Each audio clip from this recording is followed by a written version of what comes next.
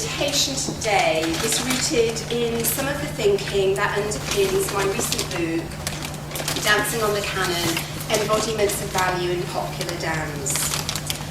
Yet, this personal preoccupation with dancing value began at the tender age of 9. We'd just moved to a slightly smarter part of town, where the mothers would gather for coffee mornings, which I know my mum hated. The dads would proudly wash their cars, although we didn't actually own one, and all the little girls would head off to ballet class. For a while, I was satisfied with my new best friend, Lauren McPate, teaching me ballet in the back garden. But eventually, I begged to go to class, and I'm the rather chubby one on the left of my arm. Although somewhat alien to my parents' lives, they signed me up, and soon I was captivated by images of swans, silks, and bluebirds. By the age of 13, however, I'd well and truly discovered rock and roll. In my case, an instant love affair with the back catalogue of punk rock, and I thought I'd spare you of a photo of me at that age because I looked totally horrendous, so I decided not to go that far. Yet I remember the precise moment when the two came together in an unsettling culture clash. I turned up at my weekly ballet class in fishnet stockings, Sex Pistols t-shirt and jet black nail varnish. Miss Barron, my ballet mistress, was not impressed. Throughout my teens, I continued to attend classes in ballet, tap and modern jazz, while I would also go to music gigs where I'd frenetically headbang, pogo and slam dance with the rest of the crowd.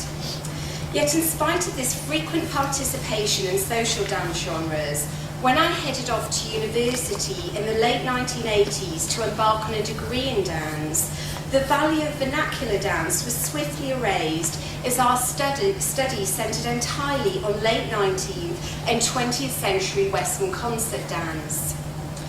Even during my master's programme in the early 1990s, the only opportunity to examine popular dance forms was tucked away in an anthropology module. Headbanging became the exotic ever. In Ballroom Boogie, Shimmy Sham Shake, a social and popular dance reader, dance scholar Julie Malnick describes popular dance as a kind of poor relation within the scholarly hierarchy. She reflects that while the grand visions of cultural production are revered within the academy, popular forms of entertainment traditionally remain hidden in the recesses of culture. Although the publication of Malnick's anthology indicates that popular dance no longer occupies such a marginalised position, it nevertheless raises the question of why we might privilege one artistic practice over another, and of how we make judgments of worth through our intellectual pursuits. In my presentation today, I want to historicise the study of popular dance within the academy to demonstrate how the paradigms of value that surround it are mobilised both by the personal and the political. First, I'm going to reflect on why popular dance traditionally existed in a paradigm of value that dismisses it as trite entertainment, and why have these values shifted, whereby popular dance has become a source of intellectual curiosity and the subject of university courses and academic conferences. Secondly, I want to trace how the popular has been conceived both within and beyond the academy, and how those competing definitions produce different conceptions of value and power. And finally, I consider how come we might know popular dance. In recognition of its agency as a movement practice, how has the popular prompted us to develop modes of inquiry that are attentive to its particular conditions of production, circulation, and participation? To return to my first question regarding the value of popular dance within the academy, I want to consider the contingency of value.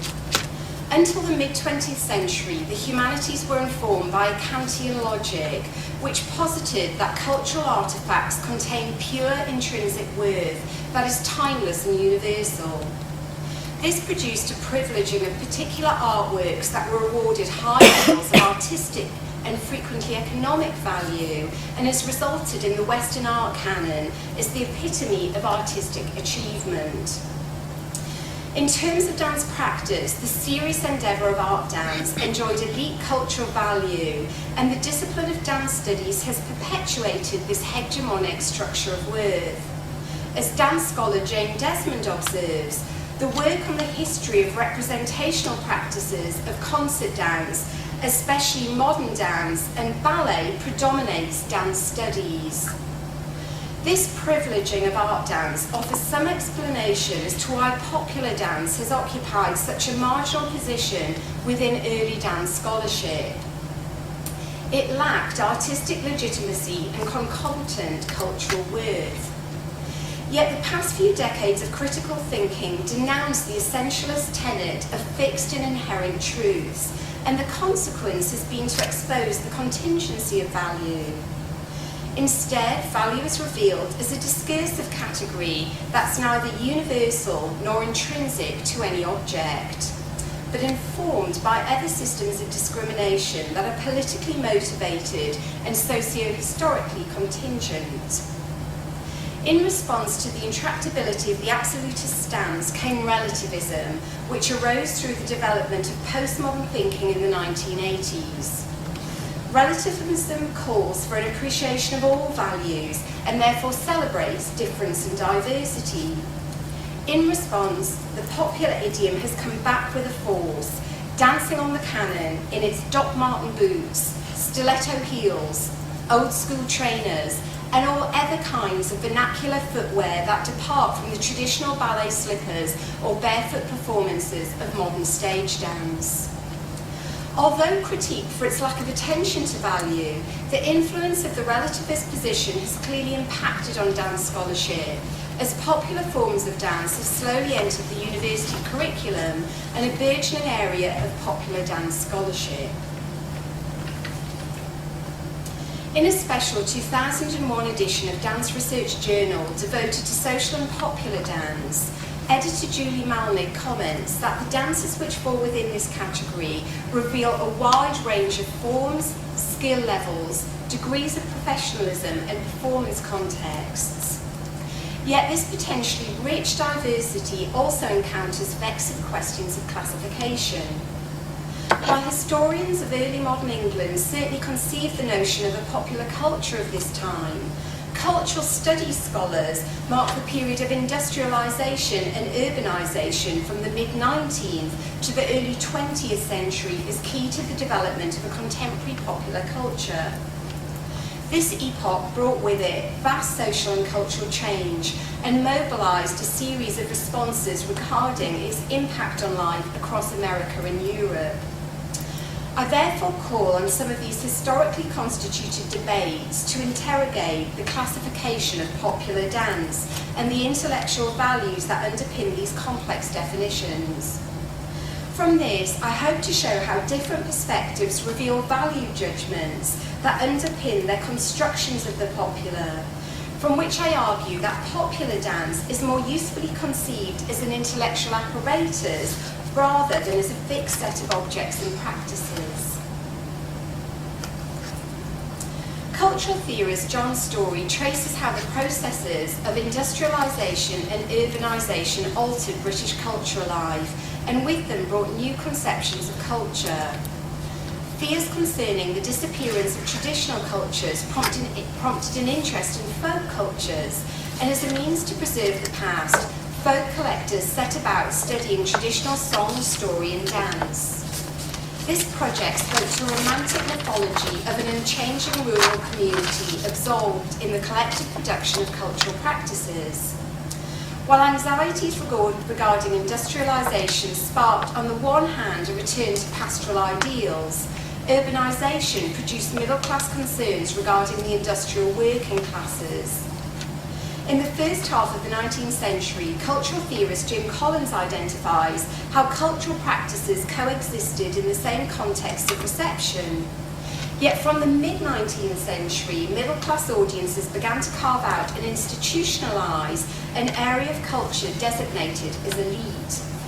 This caused a divide between the nobility of high culture, which was privately funded and a marker of good taste, with popular entertainments that were profit-seeking and deemed vulgar in character.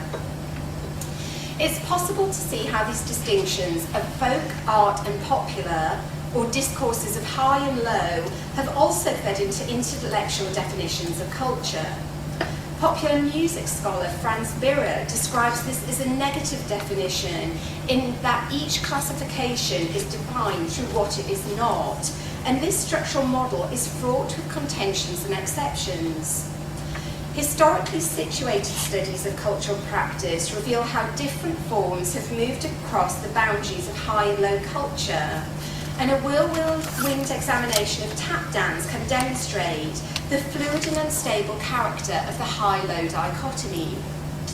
Throughout its history, tap has shifted through a range of contexts, from participatory vernacular settings through to the theatricalised presentations of film and stage. Dance historian Sally Summer suggests that tap dance evolved between the mid-1600s and early 1800s as a hybrid of West African and British traditional dances. It initially evolved as a vernacular dance form, which was then appropriated for the minstrel stage through the 1800s, and during the 20th century it was further exposed and commercially exploited at travelling black roadshows on the vaudeville and Broadway stage and in Hollywood film musicals. In the 21st century, this diversification of performance contexts is still apparent. While tap dance is taught on the one hand to children and adults within the vernacular contexts of school halls and community leisure centres, it also forms a vocational syllabus for young people training for careers in musical theatre and the commercial media. Contemporary performance tap dancers such as Savion Glover and Tobias Tack appear at venues associated with high art practice and are treated as serious artists in terms of their virtuosity and choreographic innovation. Thus, although the origins of tap are located in a vernacular context, its transmission to a presentational stage context and the critical celebration of the technical and choreographic prowess of star performers places tap within a set of discourses traditionally applied to high art. And I know we have someone in the audience here who has tap as a specialism, who I know knows a whole lot more about it.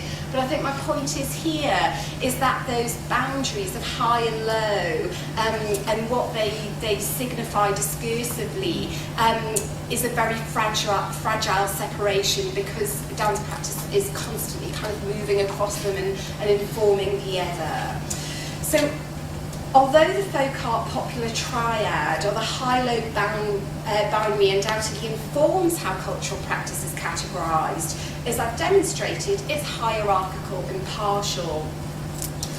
Popular music scholar John Shepherd views this as a form of cultural imperialism, stating, "In shaping a phenomenon to suit a label, analysts become selective in their understanding of the phenomenon, admitting and emphasising some characteristics at the expense of others."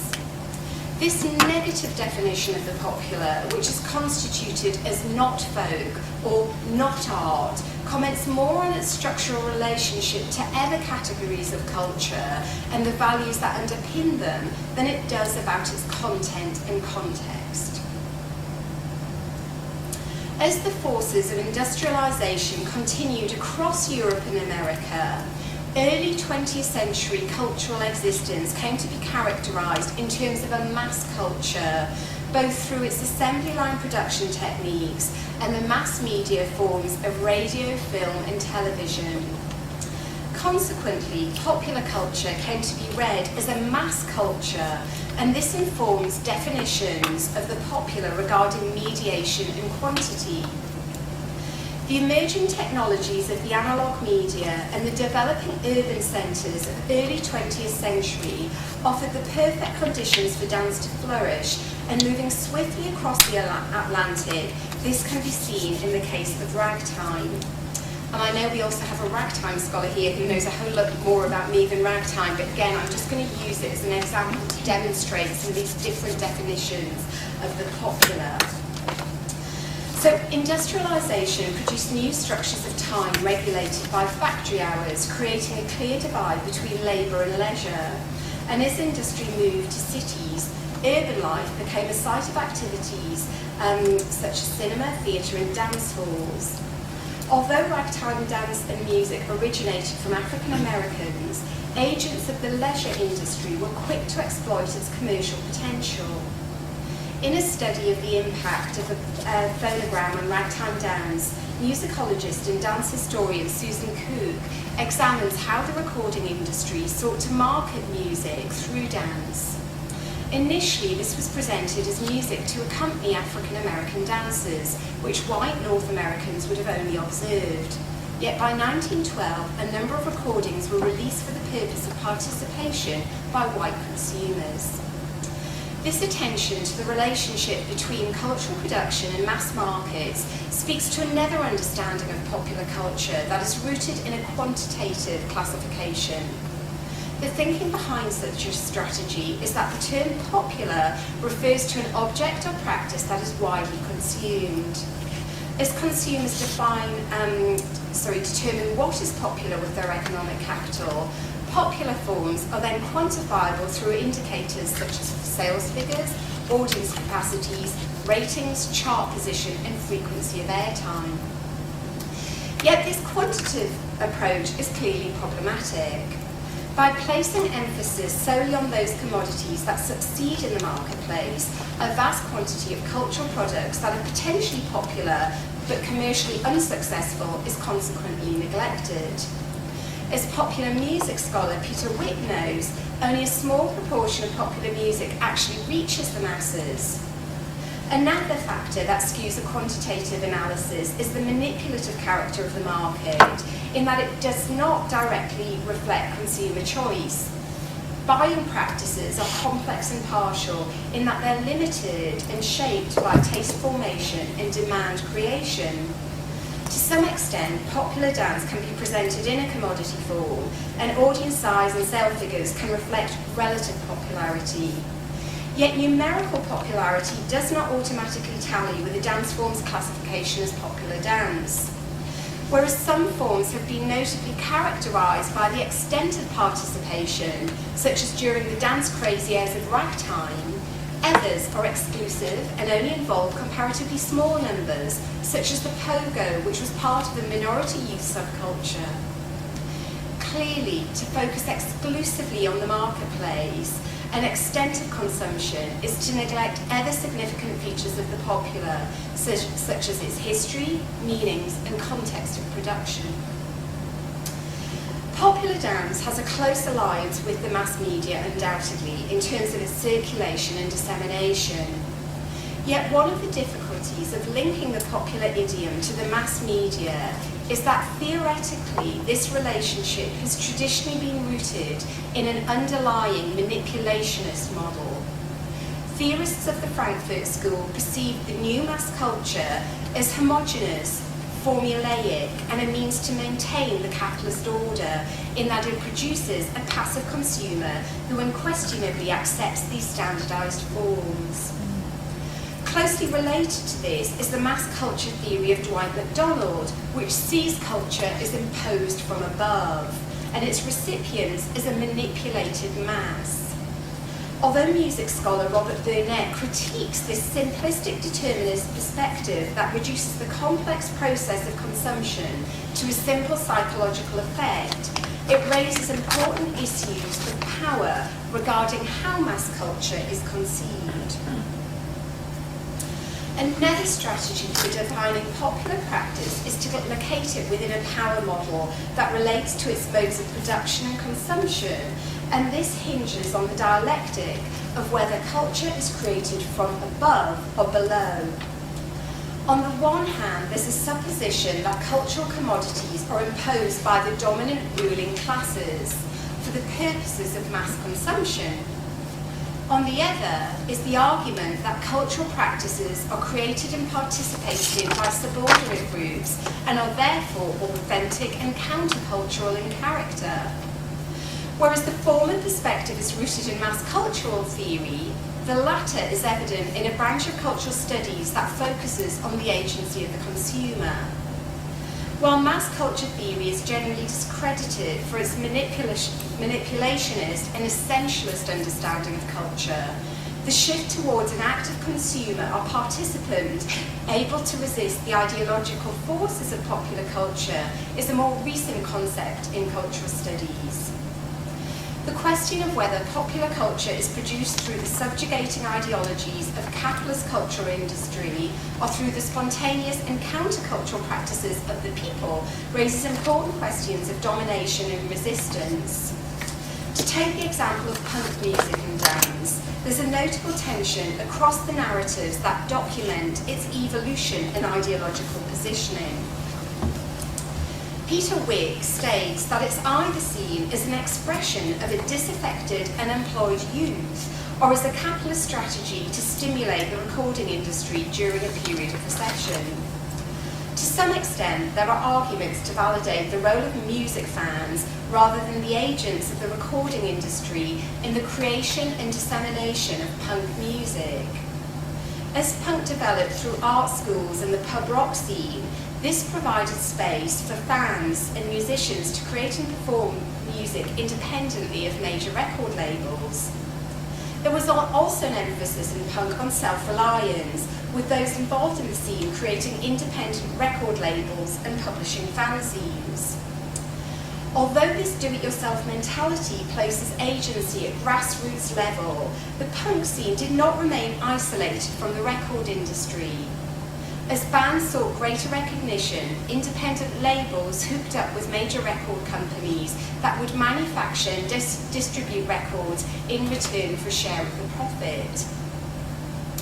With regards to the pogo itself, Sid Vicious is credited as its originator. Punk historian Dave Lang writes that prior to Vicious joining the Sex Pistols, he started jumping up and down and knocking into those around him at a Sex Pistols gig at the 100 Club. Irrespective of whether this myth of origin is true, it would appear that the pogo had little commercial potential and remained an embodied response to the music by the participants of the scene. What's important to note here is the dialectic between the participants in the industry. It would seem that punk music, with its concomitant fanzines, dance form, and styles of behaviour and dress, neither came directly from the musicians and fans, nor was it a complete commercial fabrication. Instead, there's a crucial play between both parties in the creation and circulation of the music and its visual and embodied style. There's much debate as to the extent to which punk disrupted the social order. Wick suggests that punk challenged traditional values, and although some commentators doubt the extent to which it caused wider social change, it nevertheless brought about alternative modes of music production and consumption that eroded the divide between producers and consumers of music.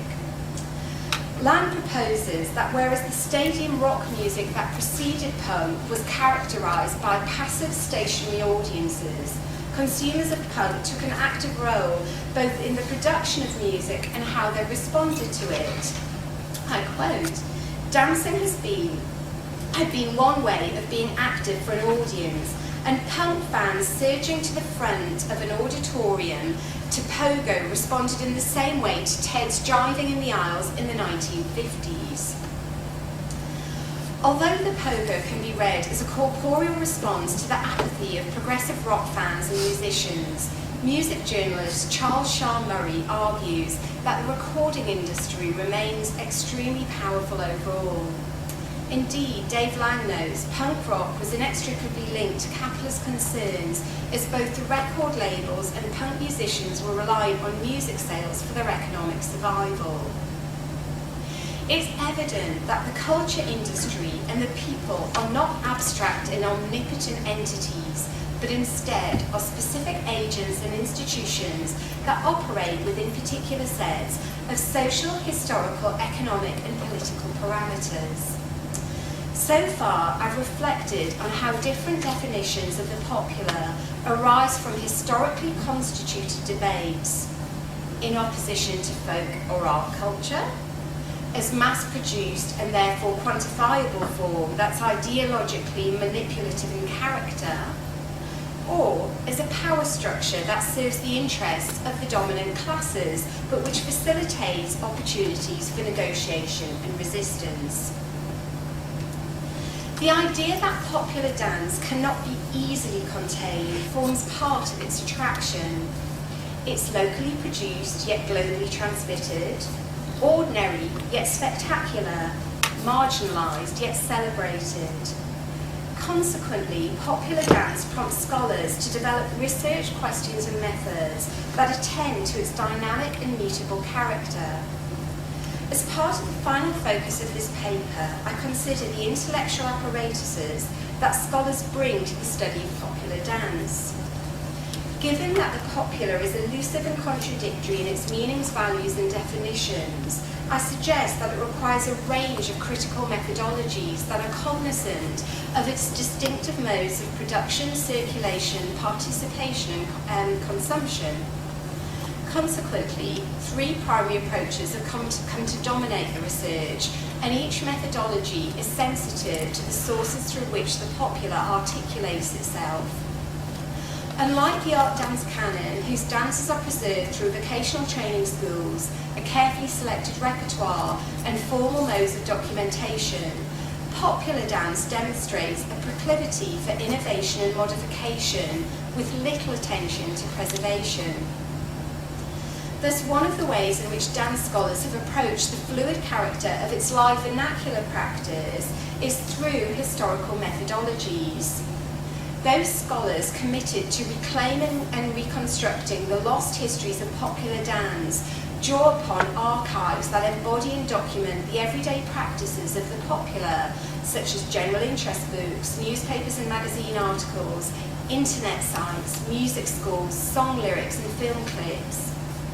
Precisely because of its transient character, ethnographic methodologies facilitate a rich and evocative picture of popular dance events, and those scholars working within qualitative fieldwork traditions are led directly to sites of popular production, such as music gigs, dance clubs, festivals, and classes.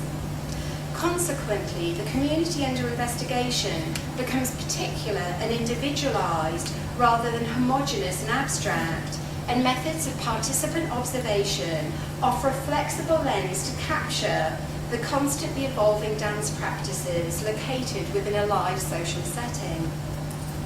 The final methodological strand is rooted in the textual analysis that arose through structuralist and post-structuralist literary criticism, and those researching mediated representations of the popular turn to Hollywood musicals and dance films, pop video, YouTube clips, television song contests, reality television shows, commercial advertisements, and performance documentaries as their sources. Perhaps what's significant to all of this research is its attention to the dancing body. While research concerning dance events within the disciplines of cultural studies, popular music and sociology is frequently remiss in its neglect of the dancing body, questions of corporeality are key to dance studies.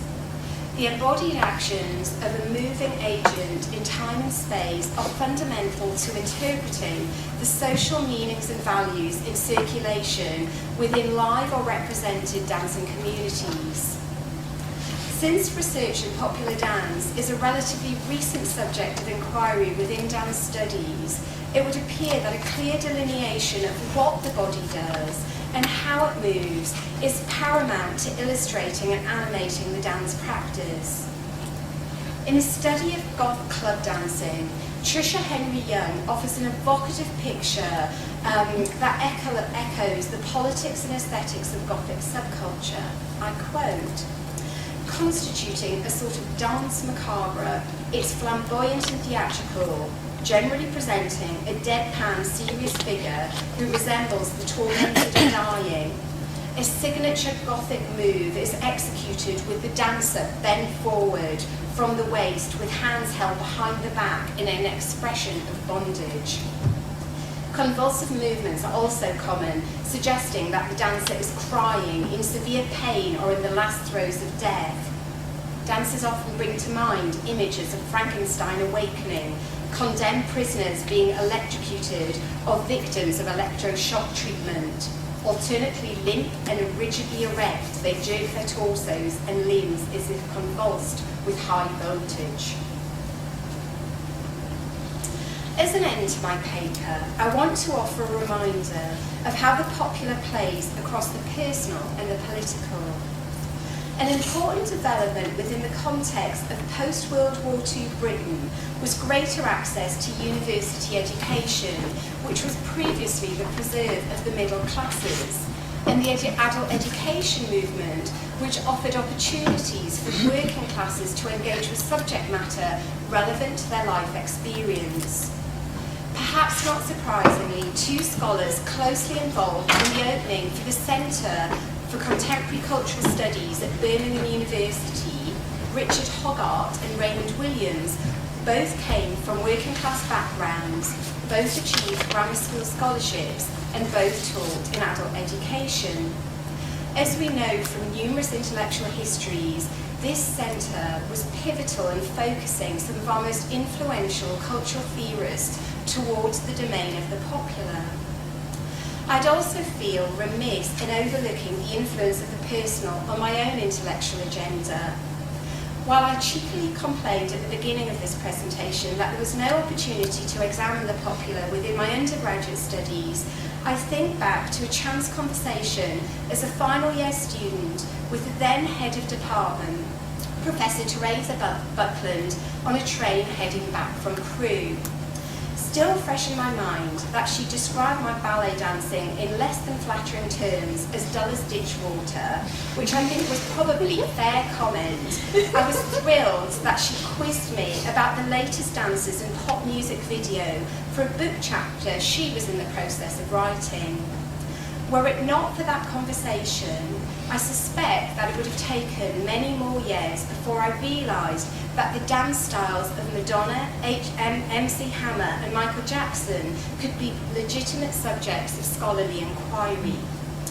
While I acknowledge that our studies of the popular have been shaped by distinct social, historical and economic conditions that produce particular intellectual values and power structures within the academy, I also seek to celebrate that our own dancing interests have prompted interventions into the way that we think and write about dance practice. The popular simply refuses to be marginalised and constantly calls attention to itself in our everyday lives and in shaping the theories and methodologies that we bring to its analysis. As popular dancers, we have contributed to a new field of popular dance studies, and the reason that we sit together in this room as a community of students and scholars is that the personal has intersected with the political. As we write this history, we can proudly salute, or bow to, or better still, high-five the field of popular dance. Thank you.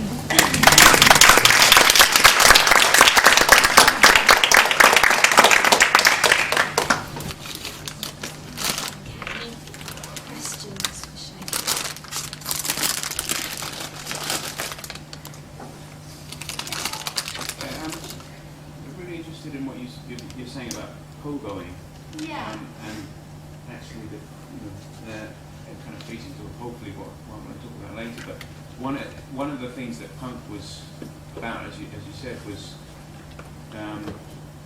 reducing the barrier between the performer up there to Dave Lang, that idea of the prog rock, and this idea that the performer is above.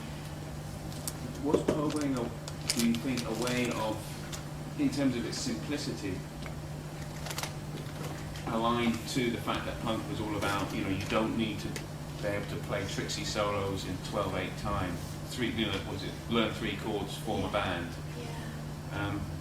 Pogoing and function, trying to reduce that barrier between performer and audience.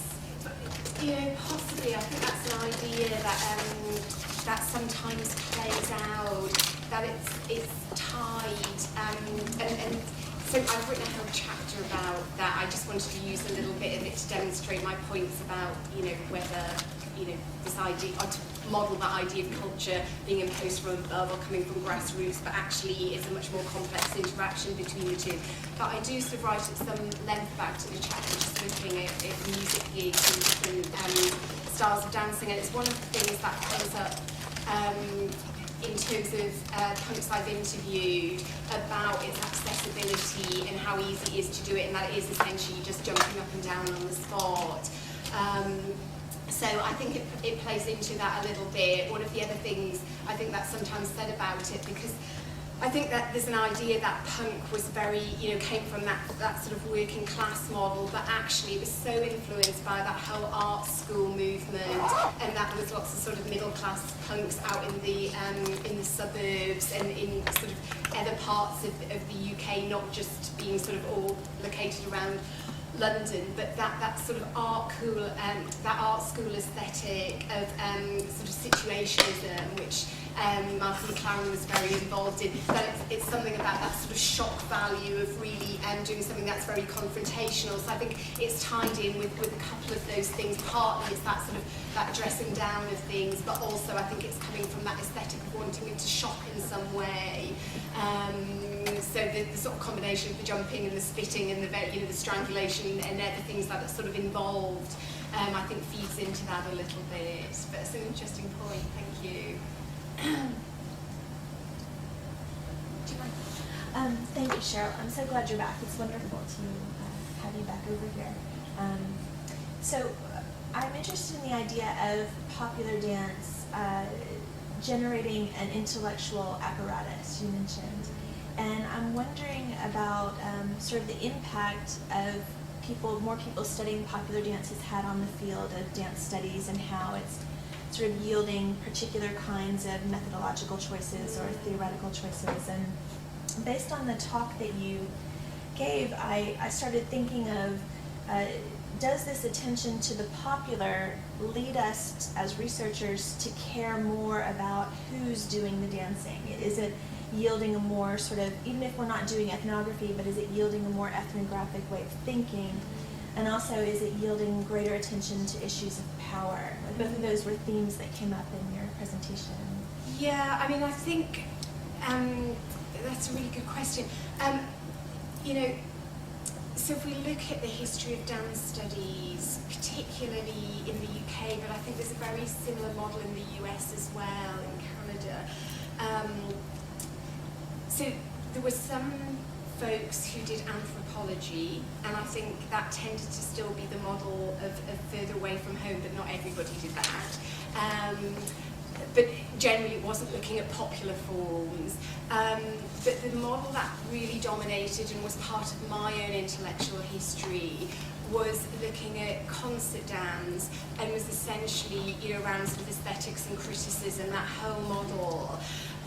And even then, it didn't, I think you're right, it didn't necessarily raise questions of much depth about the who was doing it. It was much more the aesthetics of it. So I think we're really preoccupied with that. I think as we begin to sort of see the influence of cultural studies coming into a number of different fields, I think, I'm not sure if it's happy coincidence that we get some relativism moving into the academy, and people get more interested, less in sort of art dance, but about a whole range of practices. And as a result, I think people do start to ask questions about who's doing it, where they're doing it. And cultural theory's always been so sort of interested in dynamics of power. I'm not surprised that that thinking has fed into studies of popular dance. I mean, I think for me what's interesting, I think feels like sociology and cultural studies have given us some really good tools for looking at popular dance, but my huge frustration always is when I read that literature is there's constantly sociologists and cultural theorists claim to be you know, they talk about dance events, but there's no idea of what the actual body's doing. And for me, this is our richness as dance scholars, where you know, we look at those issues around who's dancing and ideas of identity and power, but we see that articulation in terms of what the body's doing, and for me that's our absolute strength. So I think dance studies has become so powerful in terms of its tools. You know, we can take it out into other things, and some interesting research I've heard lately is where people are beginning to use sort of methodologies that have really been honed in dance studies to look at other movement forms that could really not be described as dance. So I heard someone talk about the choreography of the Boston Tea Party. Someone else has done one. I heard a really good paper about baseball. And I think dance has become, studies has become so flexible as a discipline that now we can offer other fields really rich insight. But yes, I think everything you identify, I can see, yeah. Thank you.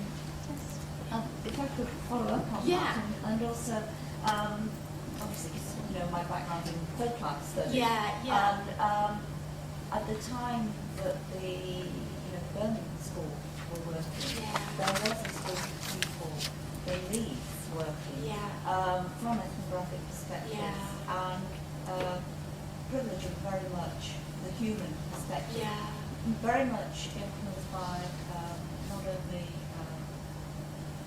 Raymond Williams and anthropology, but also Peter Berger with the humanist perspective as well. And what's interesting is at that time, the concept of folk was being severely critiqued from inside. The problem is that people always see it as being critiqued from outside, but actually it was being critiqued from inside. And I just wondered, within, talking about the popular, are we losing, is folk being sort of pushed to one side as well as not being part of the popular? It is people dancing. And I wonder if whether we're replicating.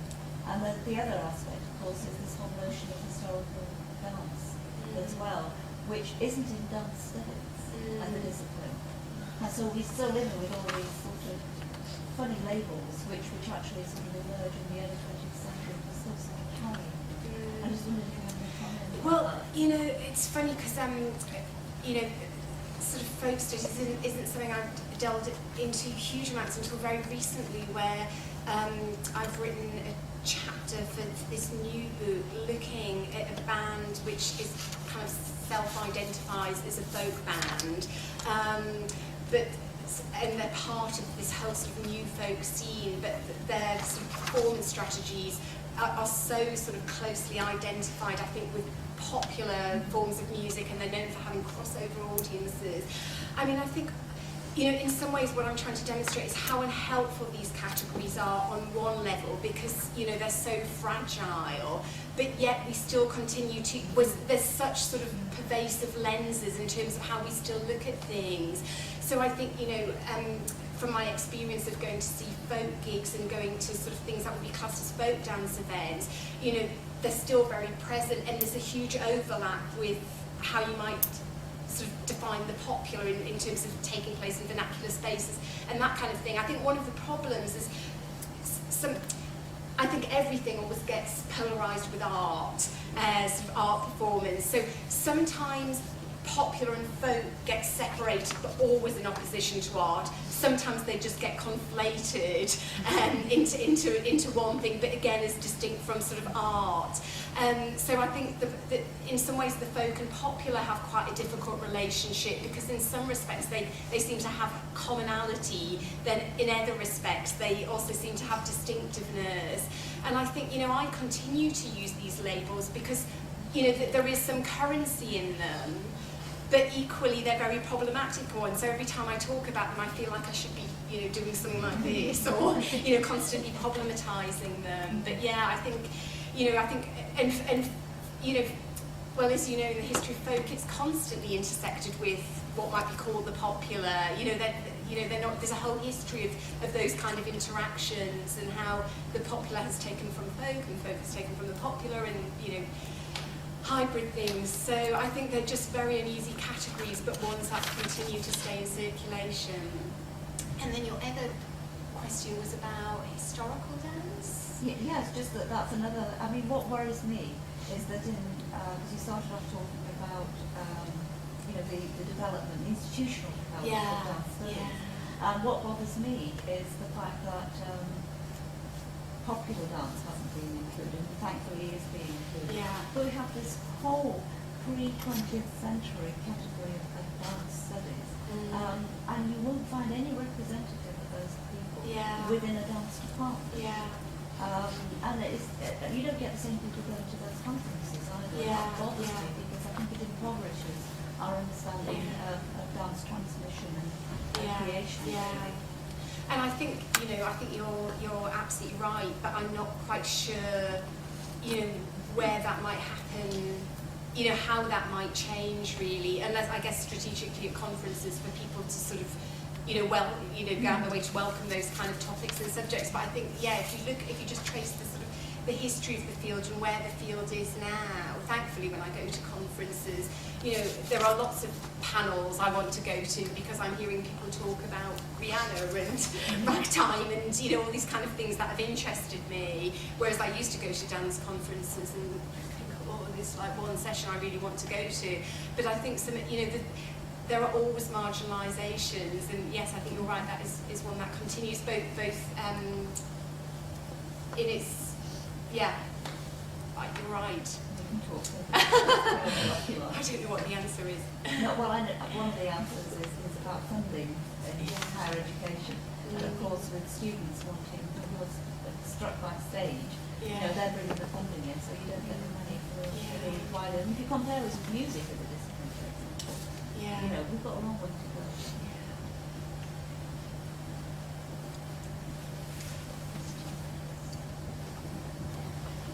I found it really interesting actually. We're not dancers, we're actually musicians. Oh, okay. So my PhD was actually on punk. And so to hear you talk about punk was absolutely amazing. It was brilliant. And what really sprung to mind when you were talking about the way in which you're looking at the way in which the body moves. And of course, we're looking at mainly about people on stage and playing the instruments. But what's really interesting as well is the way in which you're talking about the pogo and this dialectic between kind of mass consumerism and the cultural industry. And the way in which that kind of, you could argue, I suppose, it could take it over to some like American hardcore, where stage diving suddenly became prevalent instead of the mosh pit. And so you did have the mosh pit, and how the etiquette within that whole mosh pit, if someone went down in the mosh pit, they were always picked up and they were always looked after. And I was watching a YouTube yesterday, a band called Gorilla Biscuits, and the way in which stage diving is so theatrical and the etiquette around it all, where people are just jumping on the stage and pushing themselves off and not actually touching the performers as such. The performers are always out of bounds, but the whole space of the stage is, you're allowed to run around that stage.